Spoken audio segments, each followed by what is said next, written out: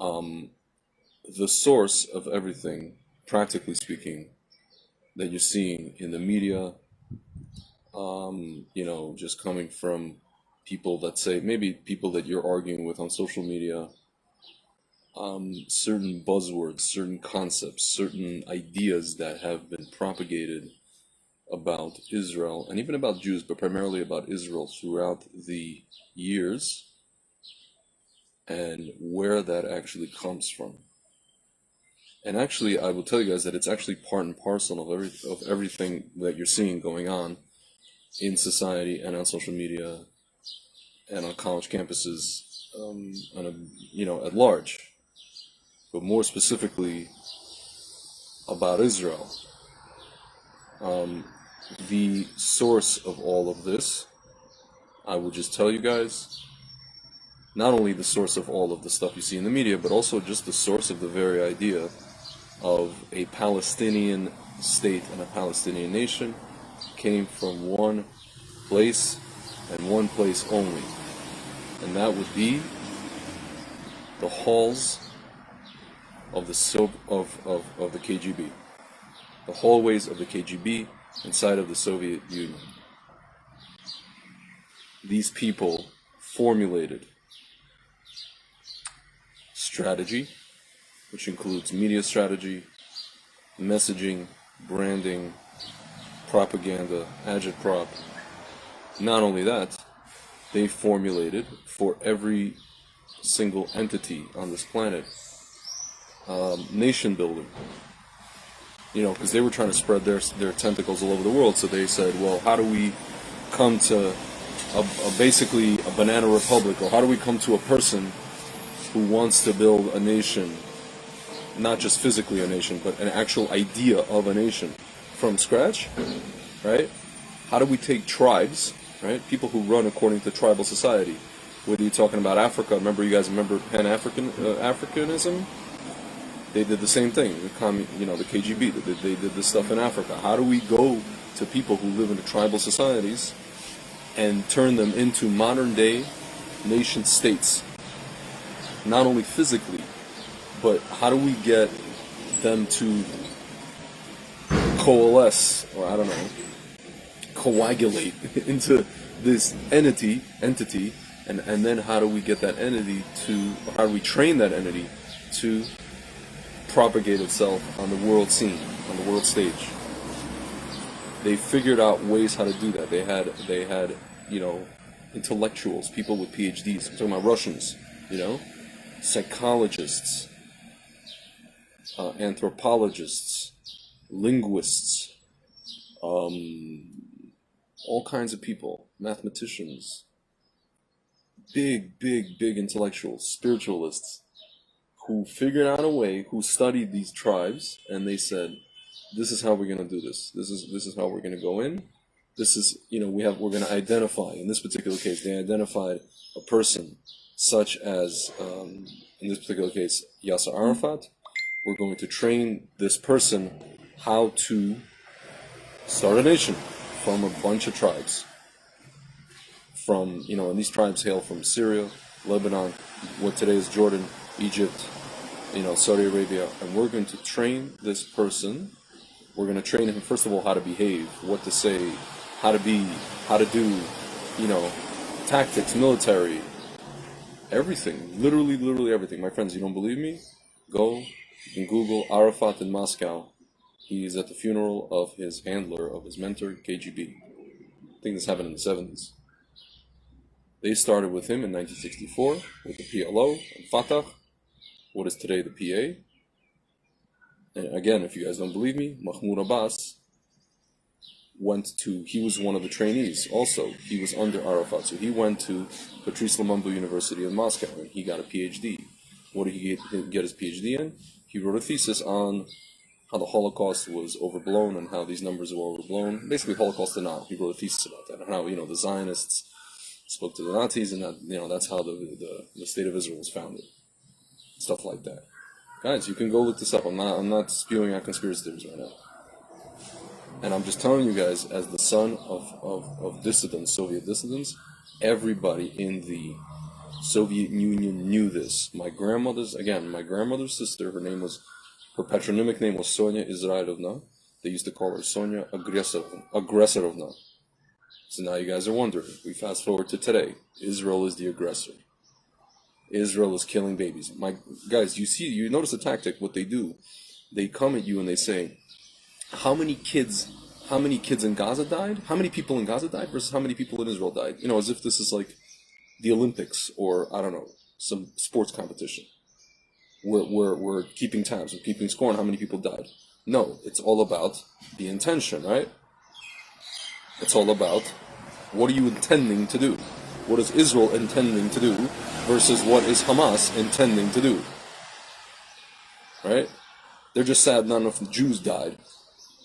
I always ask them the question, okay, so 20 Arabs died in Gaza, and 0 died today in Israel. What if 20 or 25 Jews died? Well, you would say, okay, now we can mourn. No, you'd celebrate, right? Different story. But this is what they do, guys. But this is a psychological trick.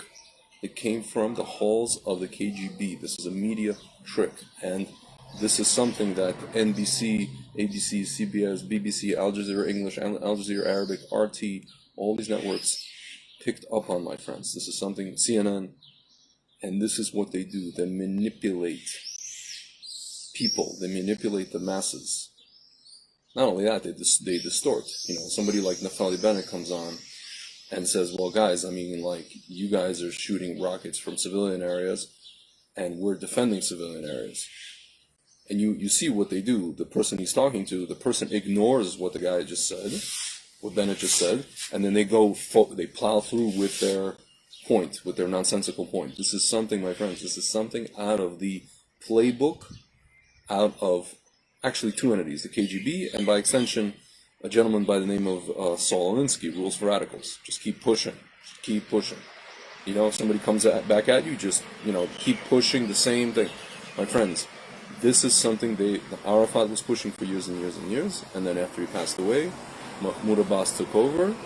With the PA, a friend of mine just said, the PA has been trying to chip away slowly at the land. Hamas, their whole thing is just, we want to destroy you, completely in one shot.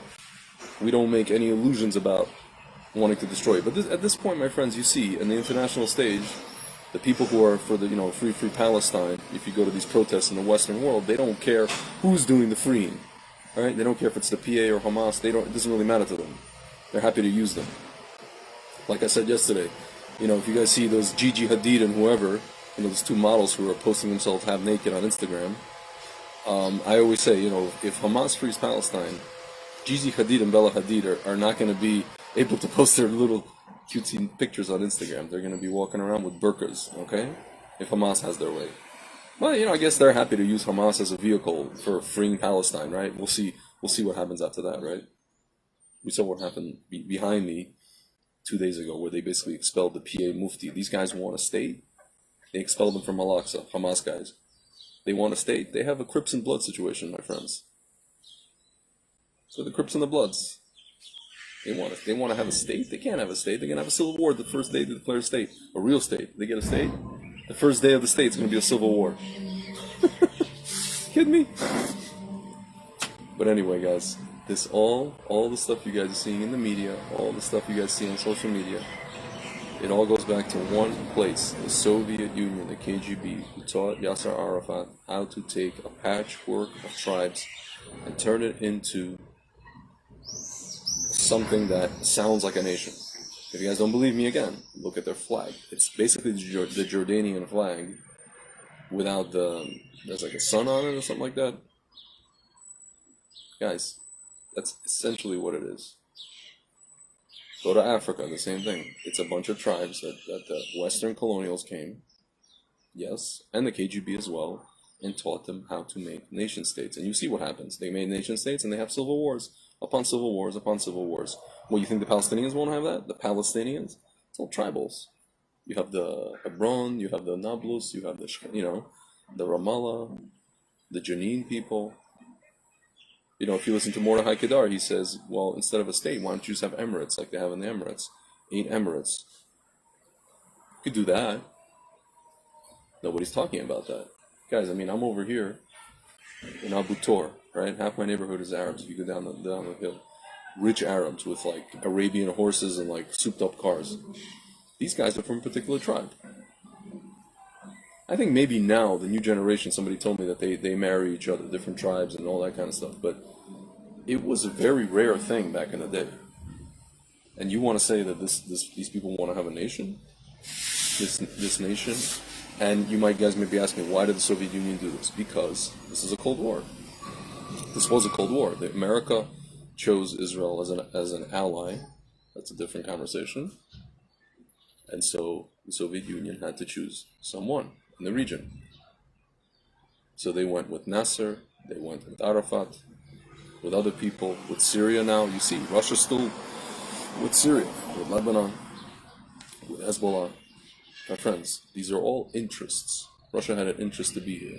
But what they did, and what they trained Arafat to do, and what really, really stuck, and now you see it with all, not only with this whole Palestinian issue, but also with just the way that the left in the world, in Europe, and America communicates, the way that they manipulate information, the way they do agitprop, and the way that they do propaganda. It's straight out of the KGB playbook, my friends. The way things are done on campuses, you can't even speak out, have your own opinion, lest you be canceled. That's a Soviet thing, my friends. There will be no peace until they love their children. Yeah, but that's something else. Until they listen, that's a basic thing that Golda Meir said. But if you want to talk about the idea of a state and the idea of just this thing called Palestine as a country, this was the name of this land before there was a state of Israel. But there was never a state of these Arabs. We know that. We know that. Any person who knows history knows that. But these people came, these Soviet scientists, anthropologists, psychologists, and they were recruited into the KGB, and they taught. They found a guy called Yasser Arafat, and they taught him how to create something from nothing, out of thin air. My friends, and you could say, well, look at all these other places. Yeah, that's how countries get started. Yeah, but the question is, how are you starting a country? From what? What is your idea? What is your general idea? What is your mission statement? For what reason are you starting a country? Who's part of your country? Yeah, America also had its Civil War. That was over economics and, kind of regional things and slavery, whatever it is. But like, what is your central theme of starting a country? Are you starting it based on ideas of, like certain maxims, or are you just trying to, or somebody else is coming, training a person, comes from the outside to create something that is supposed to be a weapon for your own purposes, for somebody else's purposes, in this case the Soviet Union. My friends, again, go research this. This is probably the most important and greatest story never told. Even if you take away this Palestinian statehood thing, look at what's happening today, the way that stuff is being portrayed in the media, the way that the media themselves, the Western media, speak. This is straight out of the KGB playbook. Straight out of it. You look for an aggressor, you turn the people who are defending themselves into the aggressor. You do the ultimate gaslighting job for years and years and years. That's what you do. That's how you do it. To the point where the world, or at least half the world, starts to believe it. And little kids are running around with hashtags. Little kids have nothing to do with anything. They're not even Arab. I understand one thing if you're Arab, Bella and Gigi Hadid, whatever, their father's a Palestinian or Jordanian, whatever, he is billionaire. Some genocide he had. And these guys too, I showed you guys yesterday with their Arabian horses over here. Cost thousands of dollars. I get it. Okay, you have national pride, whatever, as long as, as you post on Instagram with your, half-naked bodies, it's all good. I'm not judging. I'm just saying, if you're going to free Palestine, don't, you know what I said the other day? I said Gigi Hadid and Bella Hadid should put posters of themselves in Gaza City, or one of their pictures from Instagram, and I want to see the response from the elders of Hamas, from Yahya Sinwar and that other guy that looks like a monkey. They look like deformed. These guys. I'm not even. It's not nothing to do with race. If you look at these guys' pictures, these guys look like they just came out of like Neanderthal. That chart. It's scary. These are like epitome of a mullet. These guys, the ones that run Hamas. But I want to see what their reaction is going to be to Bella and Gigi Hadid's pictures, guys. I mean, or the people that what is it, queers for Palestine, or as we like to call it, chickens for KFC. Like seriously, free Palestine, really? I was saying the other day, I'm like, I really, I find it very interesting that, the woke left who love Palestine so much, they don't seem to have any problem with the toxic masculinity of the Palestinian man in the streets of New York beating the crap out of the Jew, out of the defenseless Jew, you know? They don't seem to have a problem with toxic masculinity of men who come from patriarchal societies. Only white men, or men like me who look white, right? It's interesting. I find it quizzical, My friends, I gave an explanation as to why the West is supporting this. I gave the more deeper explanation, but it's just funny to me. They don't realize what's coming. They don't realize that if global Islamism has its way in the West, that their liberal values and all of their transgender and all that kind of stuff is going to go into the garbage can. I always say, I ask the question, the famous question, at least my famous question, what's going to happen first? Are the woke white people going to come after Orthodox Jews? Or are Muslims going to come after the woke white people? What's going to happen first? I'm pretty sure the Muslims are happy to use the woke white people for their own purposes. I can tell you that much, guys. They just don't get it. But guys, at the end of the day, this whole thing that you're watching, forget about even the Palestine issue, this whole thing that you've been watching for the past couple of years, 3 years, 4 years, in the media, on college campuses, this all comes from one place, the KGB. They taught people how to, all these professors, these hippy-dippy professors in the 70s and 80s, they all traveled to the Soviet Union, just like Bernie Sanders went there. And they taught them all these tactics. How are we going to spread communism? This is how we're going to do it. We're going to infiltrate the universities. We're going to go here. We're going to go there. And we have ways to manipulate words, ways to manipulate people's minds, how to manipulate the media, how to lie without making it seem like we're lying, how to omit things, how to distort things, how to take the victim or take the person who's being aggressed on and turn him into the aggressor, how to flip everything on its head. This is something that psychologists and anthropologists and very intelligent people in the Soviet Union who ended up working for the KGB knew how to do, and they trained people in the West how to do it. And then they trained, or they taught a guy from Egypt how to create a nation from nothing. And here we are today, my friends. Here we are today, listening to the nonsense. More Israel's the aggressor, again. Naftali Bennett comes on, it's him versus the world. Does the world care? Do these people on the... But children are not, like, they can't even hear his words. They can't even, it's not that they're, and you guys wonder, are these people stupid? Are they anti-Semites? Could be, but there's a method here that was taught years ago, and it still prevails to this day. NBC, CBS, ABC, CNN, BBC, the same. It's from a place, my friends. You have to know where it came from. It came from the Soviet Union. And this thing that we're talking about today, Free Palestine, it came from the Soviet Union. It's just a weapon. It's an idea. It's a weapon that has no standing in anything. Nothing from nothing means nothing. Okay? If you guys don't believe me, I suggest you guys go look it up. It's very sparse information about this on the internet. You'll find some information written by this, what's his name, Pasipa, this Romanian intelligent guy, spoke about it, very sparse, but you can find it. And Professor Mordechai Kedar actually confirmed what I said. I asked him about it, he said, yeah, straight up. But this was the strategy. You take people who live in tribal societies, and you teach them. You drag them by their in Russian we say shkirka. There's like a piece of skin in the back of a dog or an animal, any animal, piece of fur that's kind of loose. So you drag them by that piece of fur into the next century, as it were. You teach them how to make nation states, Western. But these people aren't Western, guys. But they want to come and they want to make a Western state in the UN. Why?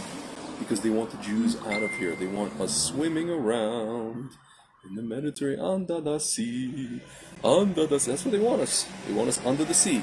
My friends, what I love is that, and I'll end on this, what I love is that my fellow Jews who vote Democrat and left liberal Jews keep talking about the two-state solution. Meanwhile, the people that are protesting in New York, they're not talking about the two-state solution. All you hear from them is, from the river to the sea, Palestine will be free. What river and what sea? From the Jordan River to the Sea of Galilee? What, they want just to go on? No, my friends. They want from the Jordan River to the Mediterranean Sea. They don't want two-state solution. No, you can say, well, no, you said this.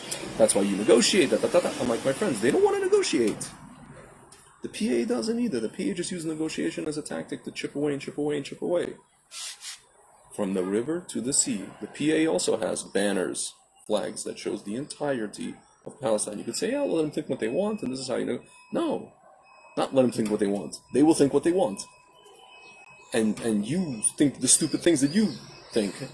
But that's what they want eventually. Hamas also wants it. They just have different ways of going about it. That's really the difference here, my friends. From the river to the sea, they don't want two-state. They want from the river, they want it all. They want everything. And they want us to swim. Or, be killed on the streets of 47th Street. Or be, I don't know. They asked that guy yesterday, the one that just got out of jail for beating the Jew. They're like, would you do it again? Do you regret it? He's like, nope, I'd do it again. They asked that soccer player, are you Jewish? The guy, last name Lewis. He's like, no. And then he said, what if I said I was? They're like, well, if you were, we'd beat you to a pulp. My friends, even if, we disagree with some of the things that Arabs are doing to Jews here, do you guys ever see Jews coming to mosques in America? Or vandalizing anything Jewish in America? Anything Muslim in America? I've never seen that. I've never seen that, Sorry guys, my phone is heating up here. Have you guys ever seen that? But here we are. We're in America, we're in Europe, and these people are attacking people who have nothing to do with anything. Or do they? My friends, this all comes from one place. This all comes from one place. And the minute we realize that, we can figure out what this is, and we can figure out that it's all a con. That's all it is. It's a con game. We've been conned into accepting this whole narrative, Palestinian state, and two-state this, and that, and the other. My friends, I call BS. I call BS. And the minute you know where this all came from, is the minute you can come to the media and on social media and you could say, I know where you got your tricks. Have you guys ever seen the movie, what was that movie, Night at the Roxbury?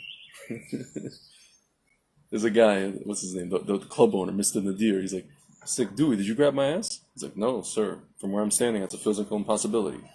I know your tricks, Dewey. I know your tricks. You can come to them and say, I know your tricks. We know where they got them from. Their whole thing is BS, my friends. It's all BS, and it came from one place. KGB. S. Alright, guys. I'll talk to you very soon.